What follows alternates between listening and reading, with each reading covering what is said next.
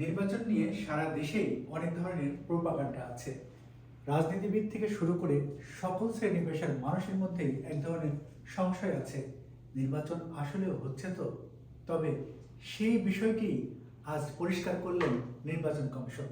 নির্বাচন কমিশন থেকে এর মধ্যে জানিয়ে দেওয়া হলো 10ই ডিসেম্বর অথবা 11ই ডিসেম্বর ত্রয়োদশ সংসদ নির্বাচনের তফসিল ঘোষণা করা হবে। তবে এই তফসিল ঘোষণাকে ঘিরে এতদিন যে ধরনের জল্পনা কল্পনা চলেছিল সেটি কোন পর্যায়ে যে ঠেকছে সেটি এখন দেখার বিষয়।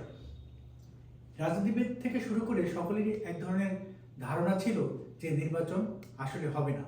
এখনো অনেকে বিশ্বাস করেন তফসিল ঘোষণা ঠিকই হবে কিন্তু নির্বাচন হবে না।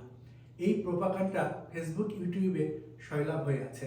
তবে সব কিছু শেষ হতে যাচ্ছে এই তফসিল ঘোষণার ভেতর দিয়ে।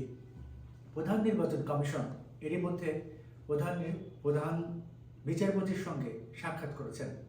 তিনি বের হয়ে সাংবাদিকদের জানিয়েছেন যে যথাসময়েই তফসিল ঘোষণা করা হবে, অর্থাৎ এই সপ্তাহের ভেতরেই তফসিল ঘোষণা করা হবে। তাহলে আর কোনো জল্পনা কল্পনা থাকছে না, নির্বাচন নির্ধারিত সময়ে হচ্ছে এবং নির্বাচনী মাঠে ইতিমধ্যেই দেশ পদার্পণ করেছে এবং আমরা দেখতে পাচ্ছি সব রাজনৈতিক দলগুলোই নির্বাচনমুখী বলেই আমরা মনে করছি।